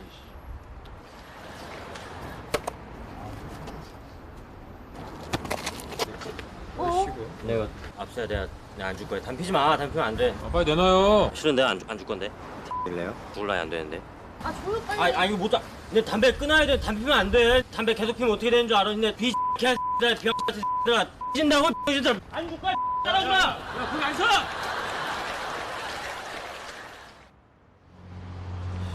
담배 안 폈으면 안 잡혔어. 근데 담배가 진짜 얼마나 몸에 안 좋은지 알아? 아, 신경 끄라고요. 근데 담배 계속 피면은 나처럼 되는 거야, 나처럼. 근데 나 몇 살일 것 같아? 나 88이야. 나 지드래곤이랑 임시완이랑 동갑이라고. 내가 우리 송중경보다는 내가 3살 어려. 그리고 지금 어디서 뭐 개똥 냄새 나지 않냐? 내 입냄새야. 담배를 끊어도 냄새가 없어지질 않아. 근데 내 여자친구 있을 것 같아? 없어. 사귀어본 적은 있을 것 같아? 없어. 내 여자랑 키스는 해봤을 것 같아? 못 해봤어. 키스는커녕 무슨 여자랑 손도 못 잡았어. 평생.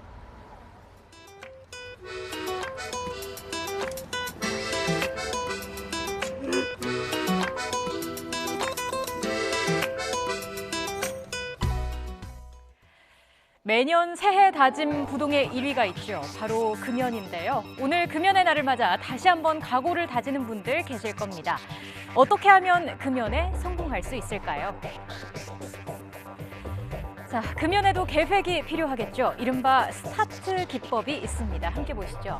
금연 시작일을 지정한 뒤에 주변 사람들에게 금연 시작을 한다는 걸 알리는 겁니다. 그리고 어려움에 대비하는 자세가 필요하고요. 담배와 관련된 모든 물건을 버리는 게 좋습니다. 여기에 전문가의 도움까지 받는다면 더 좋은 결과를 얻을 수 있겠죠.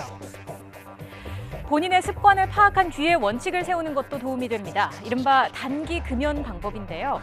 자주 담배를 피웠던 특정 시간대나 장소에서 담배를 피우지 않는 겁니다. 주로 식후나 술자리 등이 해당하는데 이때만이라도 담배 욕구를 참는다면 금연에 큰 도움이 됩니다. 금연에 도움이 되는 음식도 있습니다. 담배를 끊게 되면 갈증을 자주 느끼게 되는데 이때는 물을 많이 마시는 게 좋고요. 몸속에 독소를 배출하는 데 효과적인 복숭아나 무, 된장 역시 금연에 좋은 음식으로 꼽힙니다. 금연 대신에 전자담배 피우는 분들도 계시죠. 일반 담배보다는 몸에 좀 덜 나쁠 거라는 생각하실 텐데요. 하지만 유해성이 적다고 보기 어렵고 금연에 효과적이라는 것도 입증되지 않았다고 전문가들은 입을 모읍니다. 100회 무익한 담배, 결국 의지가 가장 중요하겠죠. 세계 금연의 날을 맞아 나의 건강, 가족의 행복을 위해서 새로운 마음가짐으로 각오를 다시 한번 다져보는 건 어떨까요? 잠시 뒤에는 2주 앞으로 다가온 6.13 지방선거 소식 자세히 전해드리겠습니다. 뉴스큐 60초 뒤에 이어집니다.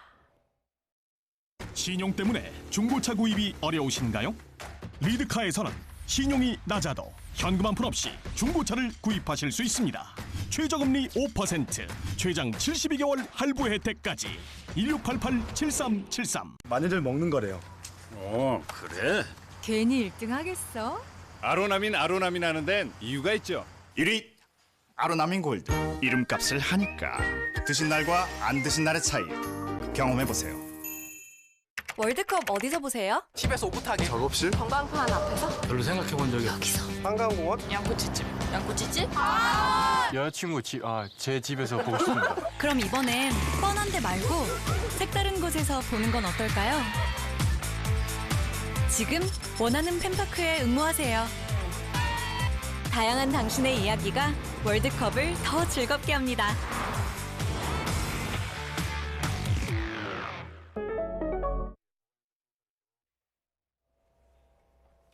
네, 재판 거래 파문으로 사법부에 대한 신뢰가 뿌리째 흔들리고 있습니다. 이런 가운데 김명수 대법원장이 조금 전에 대국민 담화문을 발표했습니다. 네, 취재기자 연결해서 자세한 내용 들어보겠습니다. 권남기 기자. 네, 사회부입니다. 네, 김명수 대법원장이 조금 전에 대국민 담화문을 발표했다고요? 네, 그렇습니다. 김명수 대법원장은 조금 전인 오후 4시 15분쯤 A4 용지 2쪽 분량의 대국민 담화문을 발표했습니다. 담화문은 사법부를 대표해 진심으로 사과한다는 말로 시작됐는데요. 특별조사단의 조사 결과를 접하는 순간 비참한 심정을 억누르기 어려웠다며 이번 사태에 대한 심정을 드러냈습니다. 김 대법원장은 먼저 이번 특별조사단의 조사에 대해 사법부가 할 수 있는 모든 수단을 동원해 조사를 진행한 뒤 모든 것을 감수하고 국민 여러분께 사법부의 민낯을 그대로 공개했다고 자평했습니다. 이어 국민의 질책을 사법부 혁신의 새로운 계기로 삼고 관련자들에 대해 엄정한 징계를 신속하게 진행할 것이라며 조사 자료 등 의혹 해소를 위해 필요한 부분을 적극적으로 공개를 검토하겠다고 덧붙였습니다. 네, 형사조치 부분에 관심이 높았는데요. 구체적으로 어떤 대책이 포함됐습니까? 네, 이번 담화문에서 김명수 대법원장은 이번 조사로 현재의 사법행정과 법관 인사 시스템에 많은 문제가 있다는 점이 확인됐다고 밝혔습니다. 담당자가 권한을 남용하는 것을 막을 수 없다는 내용인데요. 김 대법원장은 이에 따라 관련자들에 대한 책임을 묻는 절차와 별개로 사법행정권 남용을 방지할 제도적 장치를 서둘러 마련하겠다고 강조했습니다. 구체적으로는 법원행정처의 판사 근무 자체를 없애는 방안과 인사제도 혁신 등 크게 2가지 부분과 관련된 대책을 내놨습니다. 먼저 최고재판기관인 대법원과 조직과 사법행정을 담당하는 법원행정처를 완전히 분리한다는 대책인데요. 김 대법원장은 이를 위해 법원행정처 청사를 대법원 밖으로 이전하는 방안을 포함해 법원행정처 근무 법관들을 사법행정 전문 인력으로 대체해 나가도록 노력하겠다고 말했습니다. 또 법관들의 서열화를 조장하는 승진 인사를 과감히 폐지하는 등 사법부 관료화를 방지할 대책을 시행해 법관들이 대법원장이나 법원 행정처 눈치를 보지 않고 소신 있게 일할 수 있는 환경을 만들겠다고 덧붙였습니다. 김 대법원장은 그러나 검찰 수사 의뢰 등 형사 조치에 대해선 아직 시간이 필요하다는 입장을 내놨습니다. 최종 판단을 담당하는 대법원이 형사 조치를 하는 것은 신중할 수밖에 없는 것도 사실이라며 각급 법관회의와 각계의 의견을 종합해 관련자들에 대한 형사상 조치를 최종적으로 결정하겠다고 밝힌 건데요. 이에 따라 구체적인 조치 방안은 다음 달 중순에나 명확해질 전망입니다. 지금까지 사회부에서 YTN 권남기입니다. 직원들을 상습 폭행한 혐의를 받는 한진그룹 조양호 회장의 부인 이명희 이루재단 이사장 측이 피해자들을 회유하려 한 정황이 드러나 경찰이 서둘러 신병 확보에 나섰습니다. 서울지방경찰청 광역수사대는 특수상해와 특수폭행, 모욕 등 모두 7가지 혐의로 이 씨에 대해 구속영장을 신청했다고 밝혔습니다. 경찰은 이 씨 측에서 피해자와 만나 회유하려 한 정황을 포착해 전격적으로 구속영장 신청을 결정했다고 설명했습니다. 또 이 씨가 오랜 기간 죄의식 없이 상습적으로 폭언과 폭행을 일삼았지만 기억이 나지 않는다며 범행을 부인하는 등 증거를 없앨 우려도 있다고 판단했습니다. 고준희 양 학대치사 안매장 사건의 피고인인 준희 양의 친아버지와 동거녀에게 무기징역이 구형됐습니다. 이들은 지난해 4월 5살이었던 준희 양의 발목을 여러 차례 밟아 몸을 가누기 힘들도록 만든 뒤 방치했고 준희 양이 숨지자 시신을 군산 야산에 안매장한 혐의로 구속 기소됐습니다. 이들에 대한 선고 공판은 다음 달 29일 오후 2시에 열립니다. 그제 대전에 있는 한화 방위산업공장에서 발생한 폭발 사고로 인한 사망자가 3명으로 늘어났습니다. 사고 당시 전신 2도 화상을 입어 병원에서 치료를 받고 있던 28살 박모 씨가 오늘 새벽 사망했습니다. 이로써 이번 사고 사망자는 3명으로 늘어났으며 부상자 6명 가운데 전신 화상을 입은 2명은 여전히 의식이 없는 것으로 알려졌습니다. 지난달 제주에서 돈 문제로 중국인이 동포를 살해했는데요. 한 달 만에 또 중국인이 중국인을 살해하는 사건이 발생했습니다. 보도에 고재형 기자입니다. 남성들이 유흥주점에서 한 사람씩 달아납니다. 불법체류 중국인 42살 찌모 씨를 살해한 중국인들입니다. 취업 알선료 배분을 놓고 갈등을 겪은 게 원인이었습니다. 한 달 만에 비슷한 사건이 또 발생했습니다. 41살 송모 씨 등 중국인 5명은 동포인 35살 피모 씨를 흉기로 살해했습니다. 송 씨 등 3명은 사건 발생 4시간 만에 제주공항에서 경찰에 긴급 체포됐고 공범 2명은 다른 곳으로 달아났다가 붙잡혔습니다. 송 씨 등 중국인 3명은 아침 일찍 제주에서 중국으로 출발하는 비행기를 타기 위해 무작정 공항으로 온 것으로 드러났습니다. 피의자들은 모두 불법 체류자로 지난해 말부터 지난달까지 제주도에 입국해 건설 현장에서 일했던 것으로 확인됐습니다. 경찰 조사에서 피의자들은 건설 노동을 하던 피 씨와 돈 문제로 그동안 갈등을 빚었다고 진술했습니다. 피해자하고 피의자들 관계에 대해서 금전적인 문제로 인해서 범행에 이르게 된 것으로 지금 확인되고 있습니다. 경찰은 송 씨 등 피의자 5명에 대해 살인 혐의로 구속영장을 신청할 계획입니다. YTN 고재영입니다. 미국 뉴욕에 도착한 김영철 북한 노동당 부위원장 겸 통일전선 부장이 미국 공식 방문 일정에 들어갔습니다. 김영철 부위원장은 현지 시간으로 오후 7시 주 UN 미국 차석대사에 관저에서 마이크 폼페이오 미국 국무장관과 만찬 회동을 가졌습니다.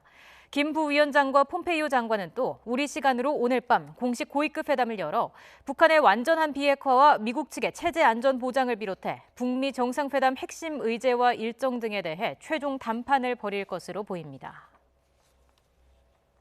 미국 백악관은 북미 정상회담이 다음 달 12일에 열릴 것으로 예상하며 그에 맞춰 준비가 돼 있다고 밝혔습니다.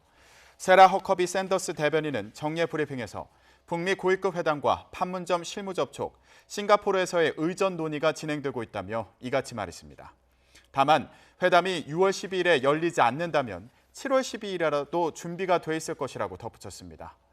이어 성김 주 필리핀 대사가 이끄는 미국 대표단의 판문점 실무회담에서 지금까지 나온 내용은 긍정적이라고 전했습니다.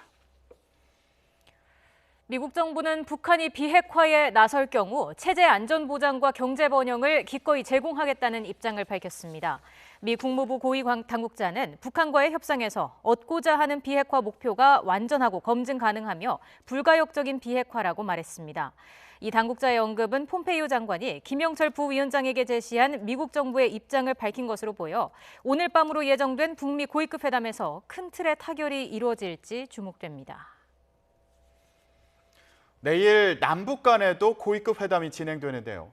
우리 측 대표단 가운데 산림청 차장이 교체 대표로 이름을 올려서 눈길을 끌고 있습니다. 정식 대표단은 아니지만 산림 협력과 관련한 논의가 나올 경우 참여할 예정인데요.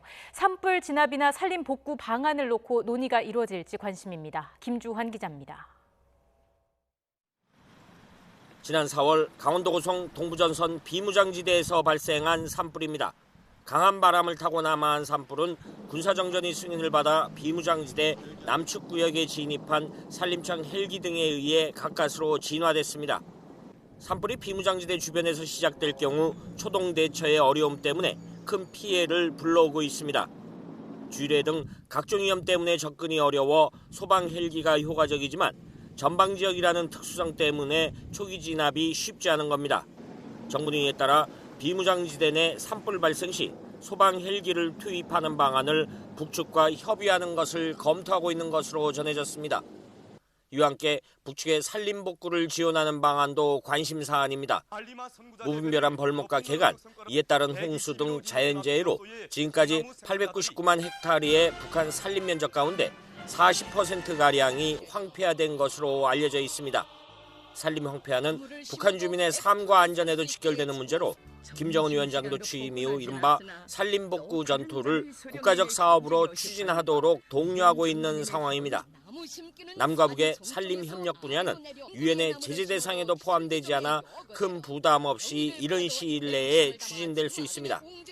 산불 진압과 산림 복구를 앞세워 남북이 서로 상생할 수 있는 방안을 찾을 수 있을지 관심을 모으고 있습니다. YTN 김주환입니다.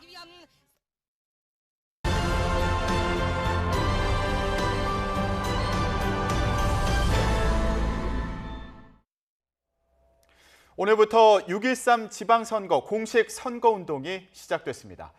YTN은 전국의 광역단체장 선거 상황을 짚어보는 기획 시리즈를 마련했습니다. 네, 첫 순서로 각 당의 거물급 인사들이 맞붙는 서울시장 선거 상황을 짚어보겠습니다. 이종훈 기자가 보도합니다. 서울시장에 출사표를 던진 후보들의 면면만 놓고 보면 그야말로 별들의 전쟁입니다. 현직 재선 서울시장인 민주당 박원순 후보, 삼선 의원과 재선 경기지사를 지낸 한국당 김문수 후보, 야당 대표에다 불과 1년 전엔 대선 후보였던 바른미래당 안철수 후보까지. 그러나 선거 초반 승부는 긴장감이 느껴지지 않습니다. 박원순 후보는 각종 여론조사에서 과반을 넘나드는 지지율로 판세를 주도하고 있습니다. 선거운동에서도 여유로운 행보가 묻어납니다. 서울구청장과 재보궐 후보들을 일일이 찾아 지원 유세를 벌이며 싹쓸이 승리를 자신하고 있습니다. 슬로건도 더불어 승리, 서울의 10년 혁명. 당선된다면 사상 첫 3선 서울시장이란 묵직한 타이틀을 거머쥘 수 있습니다. 아전사령관을 제가 자임을 했습니다. 그래서 25개 서울시 자치구의 구청장, 시의원, 구의원 모두 당선시키고 반드시 이기도록 하겠습니다. 뒤쫓는 김문수, 안철수 후보는 박 후보의 지난 7년 시정을 강하게 비판하는 데 주력하는 모습입니다. 각각 재개발, 재건축 규제 완화와 국철 지역화 등 차별화된 정책도 내걸며 벌어진 격차를 좁히려 안간힘을 쓰고 있지만 아직 대세론을 흔들기엔 부족합니다. 두 후보 모두 여전히 거리를 두고는 있지만 단일화를 통해 1대1 구도를 만들어낼 수 있을지가 관건입니다. 김문수 후보의 슬로건은 체인지업 서울은 자유다. 시민단체, 운동권, 민변의 시정 실업은 충분합니다. 7년으로 충분합니다. 이 참사를 계속 더할 수는 없습니다. 안철수 후보 역시 바꾸자 서울입니다. 7년 전 박 후보에게 내준 이른바 아름다운 양보의 당사자라는 점도 부각하고 있습니다. 당선됐다고 생각하시는 것 같습니다. 박원순 시장과 대결해서 당선될 수 있는, 이길 수 있는 유일한 후보이고, 그리고 또 저야말로 과거 대 미래의 대결 구도를 만들 수 있는 유일한 후보입니다. 새 후보보다 인지도가 떨어지는 정의당 김종민 후보는 주요 현안을 중심으로 정체성을 부각하는 전략으로 나섰습니다.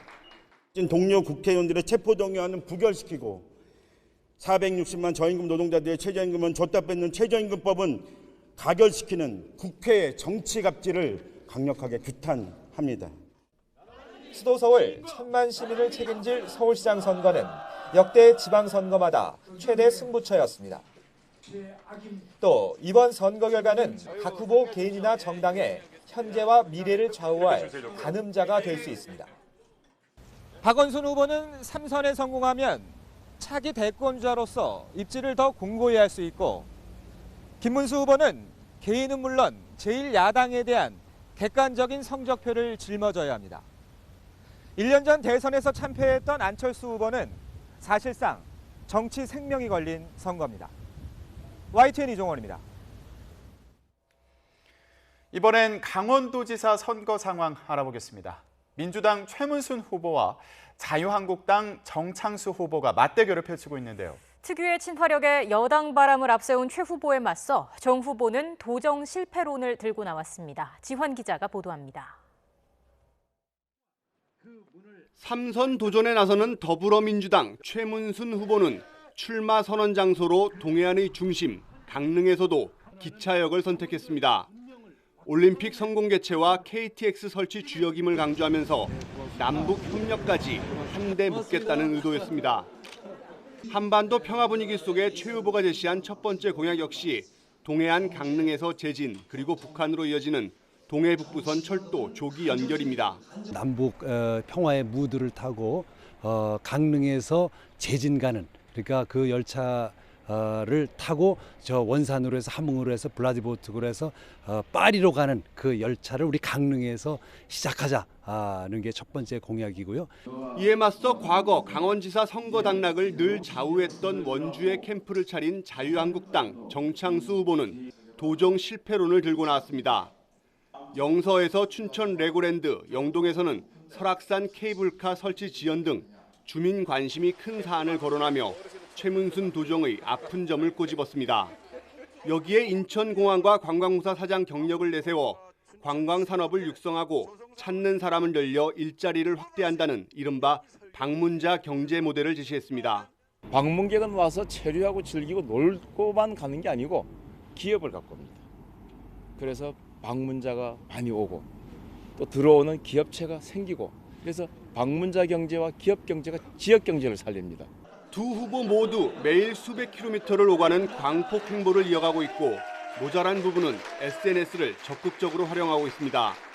평창 올림픽이 끝난 후 후보 간 정책 차별성이 선명하지 않고 남북 협력 사업에 공약이 집중됐다는 평가도 나오는 상황. 최근 지역 5개 언론사가 공동으로 발표한 여론조사에서는 최 후보가 정 후보를 크게 앞서는 것으로 나타났습니다. 전통적인 보수 텃밭으로 분류되는 강원 지역이지만 도지사 선거에서만큼은 그동안 당을 떠나 현직의 압도적 우세가 이어졌습니다. 결국 접경지가 많은 강원도 특성을 고려할 때 남북 평화 분위기와 현직 프리미엄이 선거에 얼마나 영향을 미치냐에 따라 당락이 좌우될 전망입니다. YTN 지환입니다. 오늘부터 6.13 지방선거와 국회의원 재보궐선거 공식 선거운동이 시작된 가운데 정부가 불법 선거운동을 철저히 단속하겠다고 밝혔습니다. 박상기 법무부 장관과 김부겸 행정안전부 장관은 공동성명서를 통해 이번 선거가 공정하고 깨끗하게 치러져 국민의 축제로 승화될 수 있도록 모든 노력을 다할 계획이라고 설명했습니다. 또 가짜뉴스나 악의적인 흑색 선전이 사이버 공간과 지역사회 등에 퍼지는 일이 없도록 무관용 원칙에 따라 엄정 조치하겠다고 덧붙였습니다. 중앙선거관리위원회는 바른미래당 안철수 서울시장 후보가 공직선거법을 위반했다는 신고가 들어와 사실관계를 확인하고 있다고 밝혔습니다. 안 후보는 지난 28일 서울 지하철 1호선 전철 안에서 승객들을 상대로 대중교통 공약을 설명한 바 있습니다. 공직선거법상 예비후보자는 공식 선거운동 기간 전에는 허용된 방법으로만 선거운동을 할 수 있고 선거운동 기간에도 열차나 병원, 지하철역 내부 등에서 연설해서는 안 됩니다. 정책 모기지인 디딤돌 대출의 유한책임대출 대상이 부부 합산 연소득 5천만 원 이하 가구에서 7천만 원 이하 가구로 확대됩니다. 국토교통부와 금융위원회는 오늘 이 같은 내용의 유한책임대출 제도 개선 방안을 발표했습니다. 개선안에는 디딤돌 대출의 유한책임대출 대상을 생애 최초 주택구입 가구는 부부 합산 연소득 5천만 원에서 7천만 원 이하로, 이외 무주택 일반 가구는 5천만 원에서 6천만 원 이하로 확대하는 내용이 담겼습니다. 오늘 오전 한때 금융결제원의 아파트 청약 사이트 아파트투유가 접속이 중단되는 등 오류가 발생해 청약자들이 큰 불편을 겪었습니다. 오전 9시쯤부터 약 1시간 반가량 아파트투유 사이트에 접속이 이루어지지 않았고 거래량이 많아 인터넷 청약이 불가능하다는 지연 안내 공지가 뜨기도 했습니다. 금융결제원은 오늘 인기 있는 아파트 청약이 많아서 신청자들이 과도하게 몰리면서 접속 장애가 발생한 것 같다고 설명했습니다. 전국의 단독주택과 서울의 고가주택 공시가격이 큰 폭으로 오를 것으로 보입니다. 이에 따라 이들 주택의 보유세 부담이 크게 늘어날 것으로 보입니다. 김원배 기자가 보도합니다. 국토교통부 고위 관계자는 주택 공시가격과 관련해 시세 반영률이 떨어진다는 지적에 따라 형평성과 투명성, 객관성을 높이는 방향으로 공시가격을 개편할 계획이라고 밝혔습니다. 이어 주택 유형별, 지역별, 가격 구간별로 균형을 높이는 방안을 검토하고 있다고 말했습니다. 이에 따라 정부가 조만간 주택 공시가격 개편 계획을 수립하면 내년 공시가격 산정부터 새로운 지침이 반영될 전망입니다. 정부의 주택 공시가격 개편안 핵심은 전국적으로 418만 가구에 이르는 단독주택과 1298만 가구에 달하는 공동주택 공시가격의 형평성을 맞추는 것입니다. 현재 아파트 공시가격은 시세 반영률이 65%에서 70% 사이인 반면 단독주택은 50%에서 55% 사이에 그치고 있습니다. 공동주택과의 형평성을 고려하면 현재 50% 선인 단독주택의 시세 반영률이 최대 70%까지 높아지는 것입니다. 또 지역별로 공시가격 균형을 맞출 경우 올해 각각 7%와 10% 이상 오른 서울 단독주택과 공동주택의 공시가격 상승률은 앞으로도 지방보다 더 많이 올라갈 것으로 보입니다.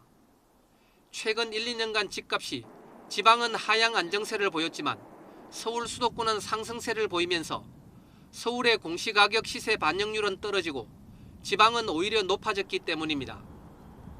또 가격 구간별로도 공시가격 형평성을 맞출 경우 서울 지역의 고가주택 공시가격 인상폭이 상대적으로 커질 전망입니다. 단독주택 공시가격의 시세 반영률이 현재의 50%에서 70%로 높아질 경우 고가 단독주택의 보유세 부담이 세부담 상한선까지 증가할 것으로 분석되고 있습니다. 공시가격 개편과 별개로 재정특위가 6월 중으로 공개할 보유세 개편안에서 종합부동산세의 공정시장 가액 비율을 현재의 80%에서 인상할 가능성이 큰 것으로 전망돼 보유세 부담은 크게 늘어날 것으로 보입니다. YTN 김원배입니다. KT가 월 4만 원대에 데이터를 무제한으로 쓸 수 있는 요금제를 내놨습니다. 해외 로밍 요금도 최대 95% 인하해 통신사들의 가격 인하 경쟁이 가속화되고 있습니다. 보도에 한영규 기자입니다. KT가 LG U+에 이어 무제한 데이터 요금제 경쟁에 뛰어들었습니다. 월 4만 원대에 3GB 이상 쓰면 속도를 1Mbps로 제한하는 조건으로 데이터를 무제한 제공하기로 했습니다. 해외에 나갔을 때 적용되는 로밍 요금제도 개편했습니다. 전체 여행객의 절반 정도가 방문하는 미국, 중국, 일본에서의 로밍 요금을 국내 통화 요금 수준으로 낮췄습니다. 새로운 로밍 요금제는 6월 러시아와 캐나다를 거쳐 내년에는 전 세계로 확대한다는 방침입니다. 기존 요금제에서는 미국, 중국, 일본에서 10분 통화할 경우 5,500원에서 24,000원까지 나왔지만 앞으로는 1,200원만 부담하면 돼 최대 95%까지 저렴해졌습니다. LG U+는 지난 2월 6만 원대 데이터 무제한 요금제를 도입했는데 추가적인 인하 요인이 있는지 검토에 들어갔습니다. 이동통신 1위 사업자인 SK텔레콤의 움직임도 빨라지고 있습니다. SK텔레콤 관계자는 혁신적인 신규 데이터 요금제와 로밍 요금제를 준비하고 있다며 정부 인가를 거쳐 조만간 선보일 계획이라고 밝혔습니다. 정부가 보편 요금제 도입 등 통신 요금 인하를 강하게 밀어붙이자 통신사들의 가격 인하 경쟁이 가속화되고 있습니다. YTN 한영규입니다. 안약 대신 순간접착제나 무좀약을 눈에 넣어서 혼비백산하는 사례가 1년에 수십 건이라고 합니다. 약통에 글씨가 작게 쓰여 있다 보니 대충 약통 모양만 보고 사용하다가 사고가 났습니다. 김현아 기자가 취재했습니다. 크기도 모양도 비슷한 플라스틱 용기. 비슷한 약품인가 싶지만 사실 왼쪽은 안약, 오른쪽은 순간 접착제입니다. 눈에 바르는 안연고도 시중에 파는 무좀약과 구별이 어렵습니다. 이렇게 헷갈리다 보니 사고도 빈발했습니다. 안약인 줄 알고 접착제를 넣거나 무좀약을 바르는 사고가 최근 3년 동안 133건이나 접수됐습니다. 안약 대신 무좀약을 바른 경우가 41%, 55건이었고 순간 접착제와 전자담배용 니코틴액을 넣기도 했는데 특히 40대 이상은 무좀약을 헷갈렸지만 20, 30대는 전자담배에 니코틴액 오인 사례가 가장 많았습니다. 사고는 요즘 같은 여름철에 집중됩니다. 전문가들은 눈에 잘못된 제품을 넣을 경우 안구 손상으로 시력 저하까지 부를 수 있는 만큼 안약과 다른 용기들이 섞이지 않도록 따로 보관하고 사고가 나면 곧바로 물이나 식염수 등으로 씻어낸 뒤 해당 제품을 가지고 병원을 찾으라고 당부했습니다. YTN 김연아입니다. 회사 차원에서 벌인 노동조합 와해 공작에 관여한 혐의를 받는 박상범 전 삼성전자 서비스 대표의 구속 여부가 이르면 오늘 결정됩니다. 박 전 대표는 삼성전자 서비스 최고 경영자로서 지난 2013년 7월부터 2015년 12월까지 노조 와해 공작인 이른바 그린화 작업을 지시한 혐의를 받고 있습니다. 검찰은 이와 함께 박 전 대표가 2014년 노조 탄압에 항의하다가 스스로 목숨을 끊은 고 여모석 씨 유족에게 수억 원을 주고 노조 몰래 화장한 것으로 보고 있습니다. 여성 신도들을 상습 성폭행한 혐의로 구속된 만민중앙성결교회 이재롱 목사가 구속 상태에서 재판에 넘겨졌습니다. 이 목사는 지난 1990년대부터 2015년까지 교회 여성 신도 7명을 상습적으로 성폭행한 혐의를 받고 있습니다. 하지만 이 목사는 조사 과정에서 혐의를 전면 부인한 것으로 알려졌습니다. 임종석 대통령 비서실장이 자신을 주사파라고 주장하는 보수 농객 지만원 씨를 고소했습니다. 서울중앙지방검찰청은 최근 지 씨를 피고소인 신분으로 불러 임종석 실장에 대해 주사파나 빨갱이라는 표현을 쓴 이유를 조사했습니다. 앞서 지 씨는 지난해 자신이 운영하는 홈페이지에 수차례 글을 올려 임 실장을 주사파나 빨갱이, 저승사자 등으로 표현했습니다. 자격도 없이 불법으로 운전면허 교습을 해온 업체와 강사들이 무더기로 경찰에 적발됐습니다. 이런 불법 업체들의 경우 차량이 낡아서 사고 위험이 큰 데다가 성추행 같은 범죄에도 쉽게 노출될 수 있어서 주의가 필요합니다. 김태민 기자입니다. 도로를 달리던 승용차가 잠시 멈춘 사이 조수석에서 내린 남성이 서둘러 운전석으로 자리를 옮깁니다. 불법 운전 교습이 이뤄지는 현장입니다. 자격도 없이 수강생들을 끌어모아 11억 원을 챙긴 업체 9곳과 강사 등 39명이 무더기로 적발됐습니다. 그때 저희가 이제 안전교육에서요, 찌라시 그때 훈련을 그때 하게 됐습니다. 대부분 저렴한 비용을 홍보하며 면허 취득이 시급한 외국인이나 수강생들을 끌어모았는데 면허 시험장 응시 기회를 선점해 제공하는 꼼수를 부리기도 했습니다. 자격도 없이 버스 운전을 가르쳐온 업체는 취업을 알선해준다며 웃돈까지 받았습니다. 운전정비 교육이 끝나면 또 오후에는 교육을 또 하고 다음 주에는 취업시킨다고 보시면 돼요. 하지만 불법 업체의 경우 대부분 차량이 낡아 사고 위험이 큰 데다 사고가 나도 보험 적용이 안 돼 수강생에게 큰 피해가 갑니다. 심지어 재작년에는 무자격 운전 강사가 여성 수강생들을 성추행하다 덜미가 잡혔습니다. 핸들이 좀 빡빡해서 유턴할 때나 이렇게 핸들을 돌릴 때 안 돌아가서 그렇게 잡아주고. 경찰은 정식 설비와 자격을 갖춘 업체에서 운전 교육을 받아야만 피해를 예방할 수 있다고 당부했습니다. YTN 김태민입니다. 한때 한 해 26만 대의 자동차를 생산했던 한국 GM 군산 공장이 22년 만에 폐쇄됐습니다. 지역 경제 파탄이 현실화되고 있습니다. 백종규 기자입니다. 공장 철문이 굳게 닫혔고 경비원 외에 드나드는 사람이 없습니다. 주차장도 덩달아 텅 비어 을씨년스러운 분위기만 감돕니다. 1996년 첫 가동 이후 한 해 최대 26만 대의 자동차를 만들어 군산 경제의 50%를 책임졌던 한국 GM 군산 공장은 22년 만에 역사의 뒤안길로 사라지게 됐습니다. 지난 2월 폐쇄가 결정돼 공장 가동이 멈추면서 2,000명에 달하는 직원들은 떠났고 협력업체 130여 개사에서 일했던 근로자 1,700여 명도 대부분 일자리를 잃었습니다. 막막하죠.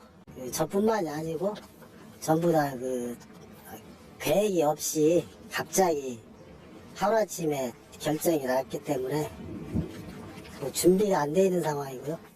현대조선소에 이어 GM 군산 공장까지 폐쇄되면서 지역 경제 파탄은 현실이 됐습니다. 특히 공장 사람들이 거주했던 오식도동 일대는 상황이 심각합니다. 거리에서 사람을 찾아보기 힘들고 상가는 한 집 걸러 문을 닫았습니다. 인근 아파트에는 주민들이 모두 떠나 입주율이 30% 아래로 떨어졌습니다. 오식도에 지금 원룸촌도 있고 그런데 원룸이 많이 비어 있고요. 지금 장사하는데 지금 너무나 어려워요, 이쪽에. 정부가 군산을 고용위기 지역과 산업위기 특별지역으로 지정했지만 근본적인 대책과는 거리가 멉니다. 군산 경제는 아주 쑥대밭으로 변해가고 있습니다. 지금 저희한테 필요한 것은 군산 공장이 빨리 가동되는 것이 제일로 중요하다고 생각합니다. 갈수록 수렁에 빠져드는 군산 경제를 살리려면 재가동이든 매각이든 하루빨리 공장이 다시 돌아가게 해야 한다고 지역민들은 입을 모으고 있습니다. YTN 백종규입니다. 우리나라 경제 성장세가 완만한 흐름을 유지하면서도 속도가 저하되고 있다는 국책연구기관의 전망이 나왔습니다. KDI는 내년 경제 성장률을 올해보다 0.2%포인트 떨어진 2.7%로 예상하면서 강도 높은 구조개혁을 촉구했습니다. 차유정 기자입니다. KDI가 올해 경제 성장률을 지난해 전망한 2.9%로 유지했습니다. 예상대로 투자가 위축되고 있지만 추경 효과 덕에 소비는 양호한 흐름을 이어가고 있다는 설명입니다. 올해 주식 가격이 오르고 부동산 가격이 내려간 점도 지갑을 여는 데 한몫했다고 분석했습니다. 문제는 정책 효과가 점점 떨어지는 내년부터입니다. KDI는 내년엔 수출을 포함해 투자와 소비 모두 뒷걸음질 칠 것으로 전망했습니다. 그동안 활발했던 반도체 투자가 둔화하고 설비 투자는 1%대까지 곤두박질 칠 것으로 전망했습니다. 올해 마이너스 성장을 나타낸 건설 투자는 추락폭이 더 커질 것으로 내다봤습니다. 제조업 구조조정 여파와 서비스업 경기 부진으로 고용 상황도 나아지지 못하면서 내년 성장률은 올해보다 0.2%포인트 떨어진 2.7%에 머무를 것으로 예측됐습니다. 내년도 전망 숫자에 대해서 저희들이 판단하고 있는 흐름은 여전히 이제 완만한 성장세가 유지되고 있으나 속도가 저하되는 것이 좀 이제 현실화되고 있는. KDI는 시급한 과제로 구조개혁을 꼽았습니다. 자동차 조선 등 주력 산업에 대한 냉정한 구조조정을 통해 경제 전반의 생산성을 높여야 한다는 겁니다. 해외 소비를 국내로 끌어들이고 고용 창출을 위해 관광, 교육 등 서비스업 경쟁력도 강화해야 한다고 주문했습니다. KDI는 이러한 구조개혁 노력 없인 소득 불평등 완화와 고용 확대를 위한 노력이 본격적인 성장세로 연결되기 어려울 거라고 경고했습니다. YTN 차유정입니다. 전화, 금융사기 등으로 주민등록번호가 유출돼 피해를 봤거나 그럴 우려가 있는 476명이 새로운 번호를 부여받았습니다. 주민등록번호 변경위원회는 지난해 6월 출범 이후 지금까지 1,019건의 주민등록번호 변경 신청이 있었고 심의를 거쳐 476명의 번호를 변경했다고 밝혔습니다. 변경 사유를 보면 전화금융사기와 신분 도용에 따른 재산상의 피해 우려가 65.5%를 차지했고 나머지는 가정폭력이나 데이트폭력 등에 따른 생명이나 신체상의 위해 때문이었습니다. 현재 중학교 3학년이 치르게 될 2022학년도 대학 입시제도 개편을 위한 공론화 범위가 결정됐습니다. 가장 큰 쟁점이었던 학생부와 수능 전형 사이의 적정 비율은 시민과 전문가가 논의해서 결정하고 수시, 정시 모집 통합은 사실상 백지화됐습니다. 대입제도 개편 특별위원회는 오늘 정부 서울청사에서 브리핑을 열고 수능과 학생부 종합전형의 적정 비율, 수시의 수능 최저 학력을 활용할지 여부, 또 수능 절대평가 확대 여부 3가지를 공론화 범위에 포함했다고 밝혔습니다. 다만 교육부가 필수 논의 사항으로 요청한 수시와 정시 통합 여부는 공론화에서 제외하고 현행 체계 유지를 권고하기로 했습니다. 경찰이 물대포에 캡사이신 등 최루액을 섞어서 집회 참가자에게 뿌리는 행위는 헌법에 위배된다는 결정이 나왔습니다. 헌법재판소는 경찰의 살수차 운용 지침이 법적 근거 없이 국민의 생명권을 침해하고 있다는 헌법소원 사건에서 재판관 7대2 의견으로 위헌 결정을 했습니다. 헌재는 살수차가 물줄기 압력을 이용해 군중을 제압하는 본래 용도로만 사용돼야 한다며 최루액을 분사하는 혼합 살수 행위는 실체의 자유와 집회의 자유를 침해한다고 판단했습니다. 헌재는 또 국회의사당 100m 이내에서 집회를 금지하는 법률 조항은 헌법에 어긋난다고 재판관 전원 일치 의견으로 위헌 결정했습니다. 선사시대에 사라진 공룡의 재발견은 언제나 신비감을 주는데요. 지금까지 인류가 발견한 가장 큰 공룡이 미국의 한 박물관에 우뚝 섰습니다. 로스앤젤레스에서 김기봉 특파원이 전해드립니다. 미국 시카고 필드 박물관 넓은 로비에 울타리가 쳐지고 큰 덩어리들이 하나씩 진열됩니다.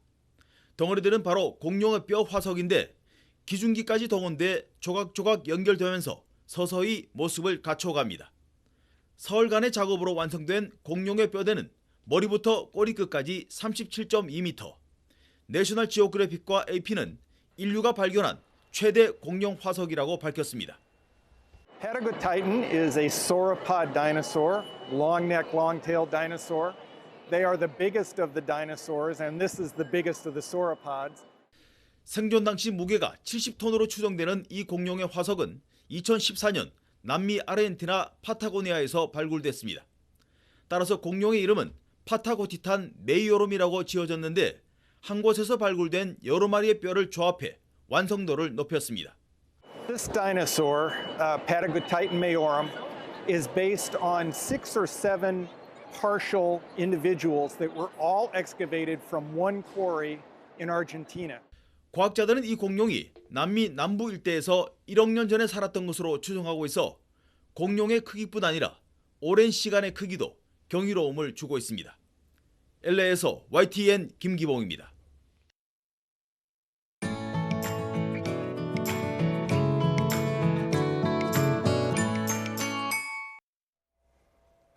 농사에서 가장 중요한 것 중 하나가 바로 물인데요.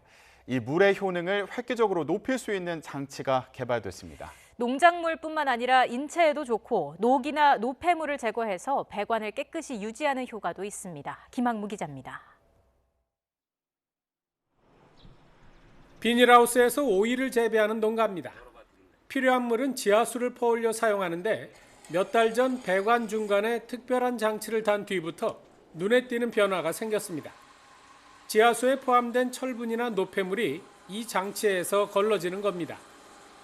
전보다 오이 수확량도 늘었고 병충해도 거의 생기지 않습니다. 이물질도 많이 걸르고요. 생산량이 한 15%에서 20% 정도 증가된 것 같고요. 병충해가 안 생기고 있습니다. 가정에서도 좋은 효과를 보고 있습니다.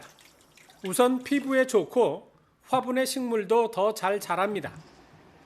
첫째 설거지를 하면은 세제를 안 쓰고 아주 닦여보면 그릇이 뽀송뽀송하고 윤기가 나요. 그리고 너무너무 좋아.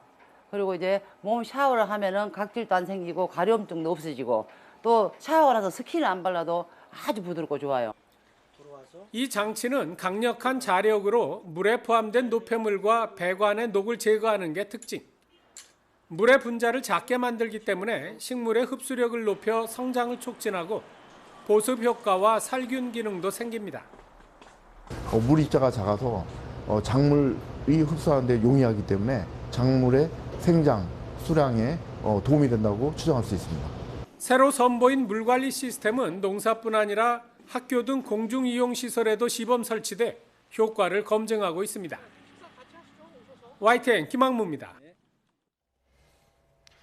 농촌진흥청은 신품종 생산을 위한 실증시험과 시범사업을 한 지역에서 추진하기로 했습니다.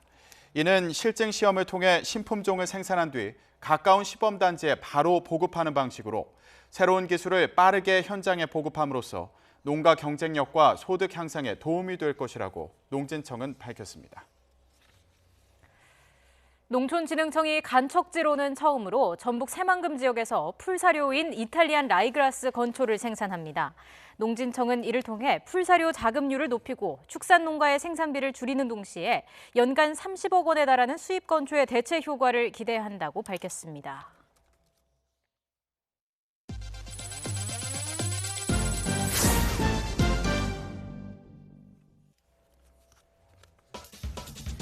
이제는 스마트폰을 사지 않고 빌려서도 사용할 수 있게 됩니다.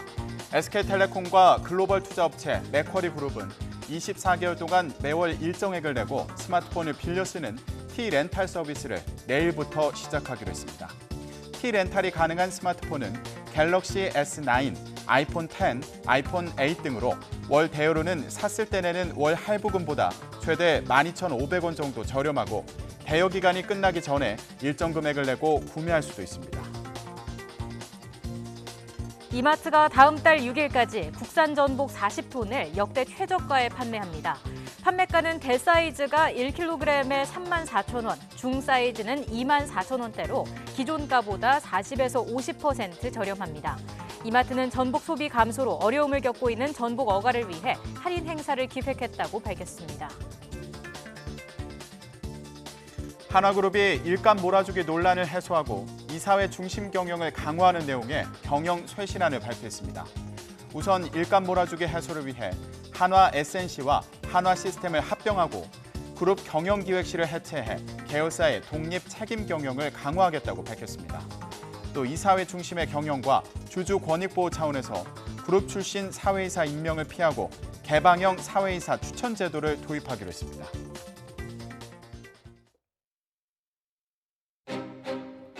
머리 하나 바꿨을 뿐인데 내가 다시 태어난 느낌? 새로운 인생을 사는 기분? 숨쉬는 피부처럼 티나지 않는 기술. 밀란이 남자를 바꾼다. 바꿔보자. 밀란 뉴 에어스킨.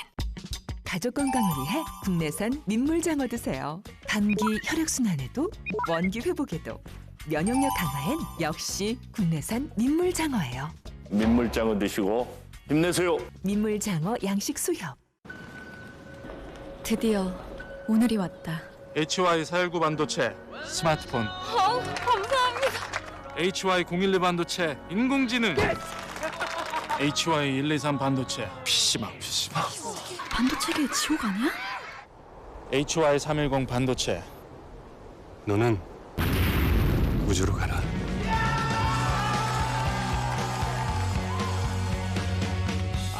SK 하이닉스. 잠시 뒤에는 뉴스통이 방송됩니다. 저희는 내일 다시 뵙겠습니다. 고맙습니다.